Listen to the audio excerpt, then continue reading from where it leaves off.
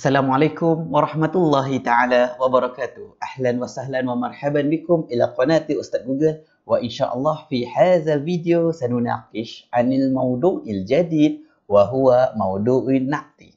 Selamat datang Ustaz ucapkan ke channel Ustaz Google dan insyaallah pada hari ini kita akan berbincang berkenaan dengan tajuk baharu iaitu berkenaan dengan tajuk na'at. Jadi apa itu tajuk na'at? Baik. Yang pertama, na'at merupakan salah satu daripada perbahasan tawabek. Jadi na'at ini dia disebut di bawah tawabek. Tawabek ini apa? Tawabek ini dia ada 4. Na'at, taukid, badal, atof. Saya ulang sekali lagi. Na'at, taukid, badal, atof. Masa dalam form 4, tajuk dia na'at dengan atof. Form 5, badal dengan taukid. Nanti kita akan belajar. Okey, apa itu? Persamaan antara empat-empat ni, persamaan dia adalah dia membahaskan berkenaan dengan perkataan kedua ikut perkataan yang pertama. Perkataan yang kedua ikut perkataan yang pertama. Baik. Tawabik merupakan tajuk yang membincangkan perkataan yang kedua mengikut perkataan pertama dari segi hukum i'rab dan lain-lain lagi. Jadi dia ikut dari segi apa? Perkataan yang kedua tu dia ikut perkataan pertama dari segi apa? Jadi dia ikut yang pertama dari segi hukum i'rab dan lain-lain lagi ni apa? Lain-lain lagi ni contohnya daripada segi jantina dia. Daripada jantina, muzakkar atau muannas. Jadi kalau perkataan pertama tu muzakkar, perkataan kedua pun kena ikut muzakkar juga. Kalau perkataan pertama tu tak ada ta marbutah, perkataan kedua pun tak ada ta marbutah. Kemudian dari segi bilangan. Dari segi bilangan iaitu mufrad ke, musanna ke atau jamak. Jadi kalau perkataan pertama mufrad, perkataan yang kedua pun kena ikut mufrad. Dia tak boleh perkataan pertama tu mufrad, perkataan kedua musanna. Dia kena ikut dari segi bilangan juga. Yang ketiga, dia akan ikut dari segi makrifah. Dari segi makrifah dan nakirah. Makrifah nakirah. Jadi kalau perkataan pertama tu makrifah, perkataan kedua pun akan ikut makrifah. Kalau pertama ada alif lam, kedua pun ada alif lam. Kalau yang pertama, perkataan pertama tanwin, perkataan kedua pun ikut tanwin. Kalau yang pertama tanwin tu dia bermaksud nakirah. Okey, baik. Seterusnya keempat dari segi hukum i'rab. Dari segi hukum i'rab ni maksudnya apa? Kalau yang pertama tu dia itu marfu', maka yang kedua pun jadi marfu'. Kalau yang kedua dia hukum i'rab, yang pertama hukum i'rab dia mansub, yang kedua pun ikut mansub. Kalau yang ketiga tu hukum dia majrur, kalau yang perkataan pertama tu majrur, perkataan kedua pun jadi majrur. Jadi ikut dari segi hukum i'rab. Jadi 4 benda. 4 perkara ni dia akan ikut. Okey, baik, kita kembali kepada perbincangan kita. Okey, baik. Perkataan justru itu na'at terbentuk daripada 2 perkataan. Perkataan kedua mengikut perkataan pertama dari sudut muzakkar muannas hukum i'rab. Dan yang 2 lagi perkara tadi kan, iaitu makrifah nakirah dengan al-adad dari segi mufrad, musanna, jamak. Okey, baik. Perkataan pertama disebut al-man'ut. Perkataan pertama disebut al-man'ut, perkataan kedua disebut an-na'tu. Jadi fokus kita adalah perkataan kedua. Sebab apa fokus kita perkataan kedua? Sebab perkataan kedua ni kita nak buat dia ikut perkataan yang pertama. Jadi kita contoh at-talibu al-karimu. At-talibu al-karimu. Okey, baik, kita tengok at-talibu al-karimu. At-talibu adalah perkataan pertama, al-karimu adalah perkataan yang kedua. Jadi at-talibu sebab dia perkataan pertama kita panggil dia al-man'ut. Nampak, perkataan pertama disebut al-man'ut. Al-karimu, an-na'tu ini kita sebab dia perkataan kedua, jadi kita panggil dia an-na'tu. Okey, baik, kita tengok. At-talibu ni ada alif lam. Jadi al-karimu kena ikut ada alif lam. At-talibu hukum i'rab dia kat sini marfu' sebab dia dhammah ni kan. Jadi al-karimu pun kena marfu' dengan dhammah. Dia kena ikut juga. At-talibu ni tak ada ta marbutah. Jadi al-karimu pun tak ada ta marbutah. Jadi kalau at-talibatu, sini pun al-karimatu. Macam tu. Okey, baik. Na'at berfungsi sebagai sifat. Ia bertugas sebagai penerang sifat kepada perkataan sebelumnya. Jadi dia itu kerjanya sifat-sifat ni apa? Sifat ini dia menerangkan sifat kepada perkataan sebelumnya. Perkataan sebelumnya tu adalah objek. Jadi an-na'tu ini dia ni menerangkan sifat objek tersebut, menerangkan sifat perkataan yang pertama tadi. Okey, baik. Justru itu hanya perkataan yang membawa makna sifat boleh digunakan. Jadi ada perkataan yang hanya membawa perkataan yang membawa makna sifat. Dalam dunia kita ni ada perkataan yang membawa makna sifat, ada yang membawa makna isim zohir, benda yang zohir. Sifat ni apa? Sifat ni adalah benda yang kita tak boleh nak keluarkan dia. Contohnya kita ni pandai ataupun kita ni rajin. Boleh tak kita keluarkan rajin? Okay, ini rajin. Ini pandai. Kita tak boleh. Kita kena tunjuk orang yang bersifat rajin. Kita kena bertunjuk kepada orang yang bersifat pandai. Kita tak boleh keluarkan pandai. Kita ambil otak dia, keluarkan. Tak boleh jadi. Orang kata ini otak, bukan pandai. Jadi kenapa kita tak boleh nak tunjuk? Sebab dia adalah sifat. Lawan dia adalah isim zohir, iaitu isim yang boleh kita nampak, boleh kita pegang. Contohnya macam meja ke, macam tangan ke. Tangan kan kita boleh tunjukkan ini tangan, ini meja, itu lampu. Itu adalah benda yang boleh kita nampak. Jadi itu bukan sifat. Sifat ni adalah benda yang dia duduk dengan objek tadi. Dia menerangkan ciri-ciri objek tadi. Itu adalah sifat. Jadi banyak dekat dalam bahasa Arab. Contohnya cantik, jamilatun, kabirun, wasi'un, tawilun. Wasi'un luas, tawilun tinggi, kabirun besar, saminun gemuk, matinun kuat, qawiyun kuat. Lagi apa lagi? Tawilun panjang, lagi nazifun bersih. Jadi apa semua benda tu adalah perkataan yang menunjukkan sifat. Jadi sifat tu adalah na'at. Okey, baik. Jadi kita tengok yang ketujuh. Al-man'ut tabah na'at. Dikira satu perkataan. Justru ia memerlukan kepada perkataan lain untuk jadikan ayat yang sempurna. Okey, baik. Dari segi maksud. Dari segi maksud, na'at dengan man'ut ni dikira sebagai satu perkataan saja. Dikira sebagai satu perkataan. Jadi dia perlu kepada perkataan lain untuk jadikan ayat yang sempurna. Jadi kita kena ingat tau, ni beza di antara na'at dengan mubtada' khabar.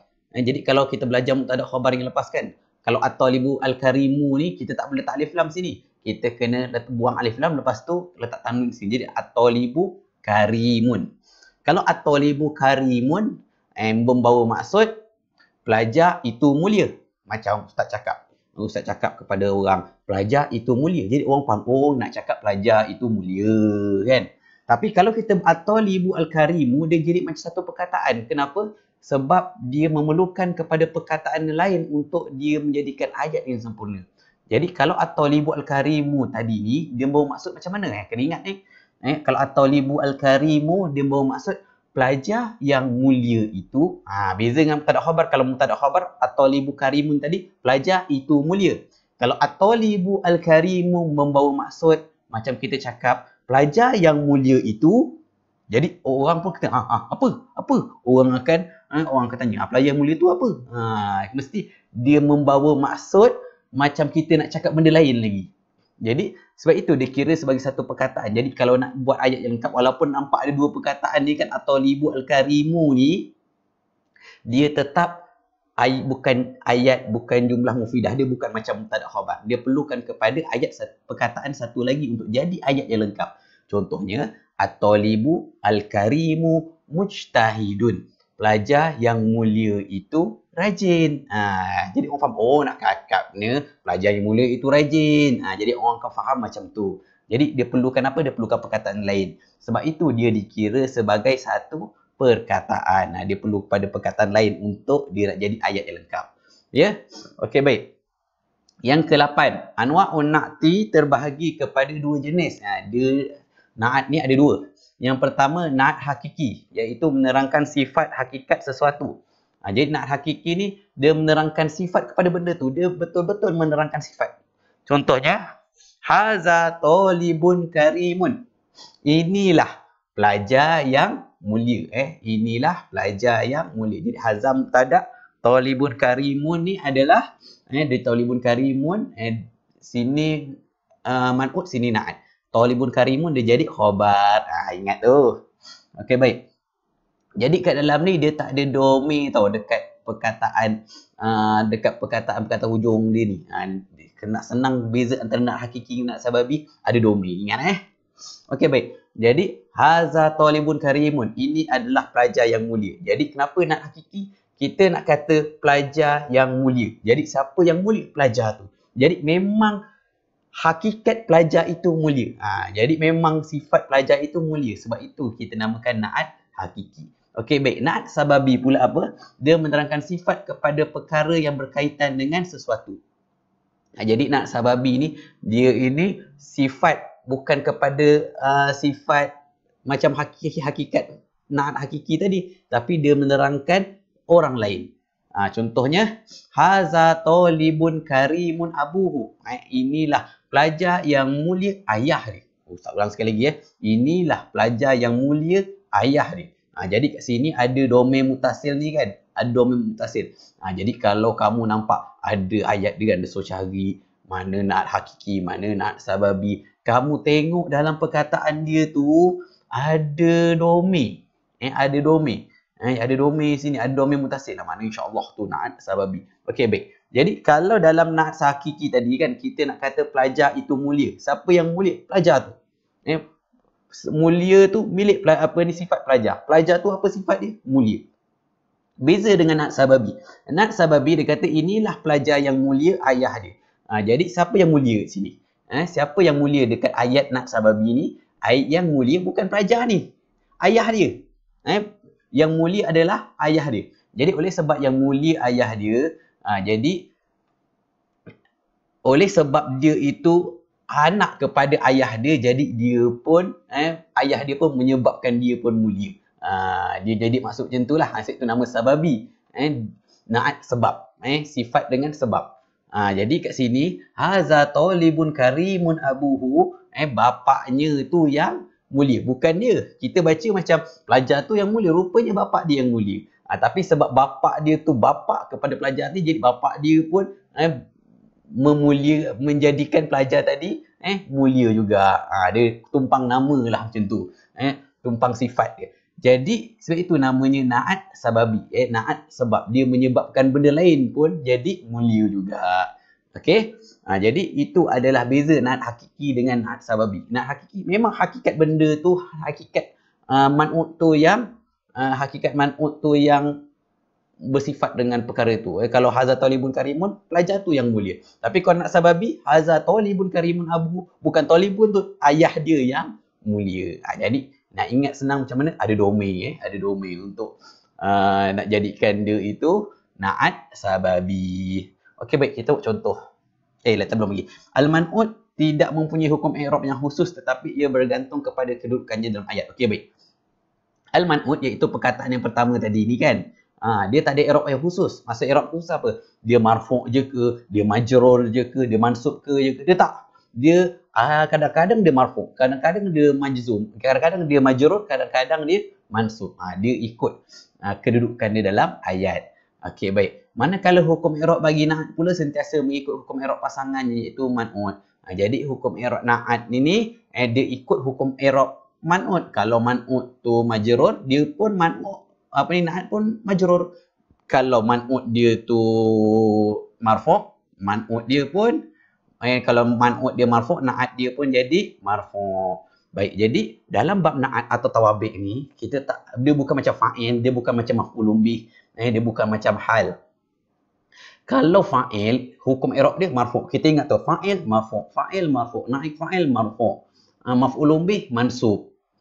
Itu tajuk fa'il maf'ulun bih dengan naik fa'il. Tetapi bab tawabik iaitu na'at, badal, taukid, ataf. Empat-empat ni dia tak ada hukum i'rab khas. Dia akan ikut hukum i'rab man'ut. Jadi kadang-kadang kalau man'ut dia marfu' jadi marfu' lah dia. Kalau hukum i'rab dia majrur jadi majrur lah dia. Kalau hukum i'rab dia mansub, na'at pun jadi mansub. Dia tak ada hukum i'rab yang khas. Okey, baik. Contoh i'rab. Tengok ni Darasa at-talibu al-misaliyu al-uluma. Pelajar contoh itu mempelajari sains. Jadi at-talibu kat sini sebab dia duduk lepas fa'il, jadi dia hukum i'rab dia fa'il. Jadi fa'il marfu'. bila marfu' bi dhammah zahirah ala akhirih wa huwa man'un. Jadi dia itu dia fa'il. Bila fa'il dia ni marfu'. Bila dia marfu' dia tanda alamat dia dengan dhammah. Dan dia ni bertugas juga sebagai man'un. Okey, baik. Jadi al-misaliyu, al-misaliyu dia na'at. Bila dia na'at, dia ikut man'un. Man'un kat sini hukum i'rabnya marfu'. Jadi dia pun jadi marfu' juga. Dia pun jadi marfu' juga. Jadi dia pun sebab dia isim mufrad, dia marfu' dengan dhammah. Okey, baik. Jadi kat situ kita i'rab dia kat sini macam at-talib, hukum i'rab dia fa'il, hukum i'rab dia marfu', alamatul i'rab dia dhammah. Al-misaliyu an-na'at. Hukum i'rab dia na'at. Dia bukan ikut macam kalau fa'il dia jadi fa'il juga tak. Dia tetap jadi na'at. Okey, baik. Tapi dia yang ikut je kat sini hukum i'rab dia. At-talibu marfu' dia pun marfu' juga. Jadi alamat dia adalah dhammah. Kalau al-misaliyu pun dia jadi dhammah juga sebab dia adalah isim mufrad. Nampak? Kat sini marfu'. Sebab apa ni na'at dia jadi marfu' sebab dia ikut fa'il. Dia ikut fa'il. Fa'il itu marfu' jadi na'at pun jadi marfu'. Okey, baik. Kita tengok contoh yang kedua. Jadala Zaidun rajula ahmaqa. Jadala Zaidun ar-rajula ahmaqa. Iaitu Zaid berdebat dengan lelaki yang bodoh. Jadi ar-rajula kat sini sebab ada fa'il, lepas tu Zaidun jadi fa'il. Jadi jadalah ni adalah fa'il muta'addi. Jadi bila dia fa'il muta'addi, dia memerlukan kepada isim dan dia memerlukan kepada satu lagi isim yang kita jadikan dia sebagai maf'ulun bih, iaitu yang dibuat. Jadi ar-rajula i'rab dia maf'ulun bih mansub. Maf'ulun bih kan kita kena ingat maf'ulun bih je mansub bil fathah wa huwa man'un. Jadi mansub dengan fathah. Kalau marfu' bi dhammah, mansub bil fathah wa huwa al man'un, dan dia ini bertugas sebagai man'un juga. Okey, baik. Jadi al-ahmaqa dia adalah na'at, dia adalah sifat kan. Jadi bila dia na'at, dia akan ikut hukum i'rab ar-rajula. Jadi na'at ni mansub. Nampak? Tadi, na'at tadi kan, dia marfu' sebab fa'il marfu'. Yang kat sini, dia jadi mansub sebab ar-rajula ni jadi maf'ulun bih mansub. Jadi dia pun ikut jadi mansub. Hukum i'rab dia mansub juga. Bil fathah. Sebab dia ni adalah isim mufrad, jadi dia mansub dengan fathah. Okey, baik. Jadi kita tengok dia punya i'rab dia. Okey, i'rab ar-rajula maf'ulun bih. Kalau al-ahmaqa dia na'at. Sebab dia sifat kan. Okey, hukum i'rab dia. Ar-rajula mansub. Jadi oleh sebab ar-rajula ni mansub, al-ahmaqa pun jadi mansub juga. Dia ikut sebelum dia. Jadi alamatul i'rab dia fathah. Ahmaqa pun fathah juga sebab dia mansub. Ar-rajula ni dia bertugas juga sebagai man'ut, iaitu yang diikut.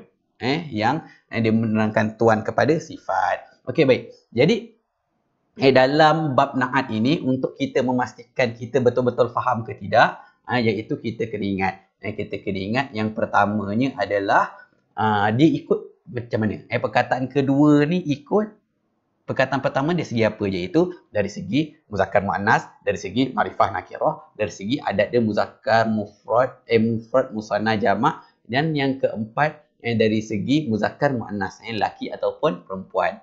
Okey, baik. Lepas tu kita kena ingat lagi, dia ini adalah dikira satu perkataan.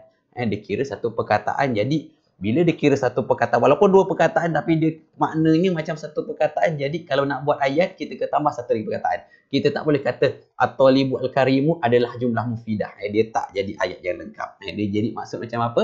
Pelajar yang mulia itu. Jadi, kita pun tanya-tanya. Kau nak cakap apa sebenarnya ni kan? Macam tu. Okey, baik. Dan kita ingat dia punya pembahagian dia. Pembahagian dia ada satu na'at hakiki dan satu lagi na'at sababi. Na'at hakiki, dia menerangkan sifat hakikat kepada satu benda. Na'at sababi, dia menerangkan tentang hakikat kepada perkara lain yang berkaitan dengan fokus dalam ayat tersebut. Okey, baik. Jadi, kita ingat na'at hakiki dengan na'at sababi, dia punya perbezaan dia. Macam mana senang? Na'at sababi ada domain yang menunjukkan kembalinya dia kepada fokus cerita tadi. Okey, baik.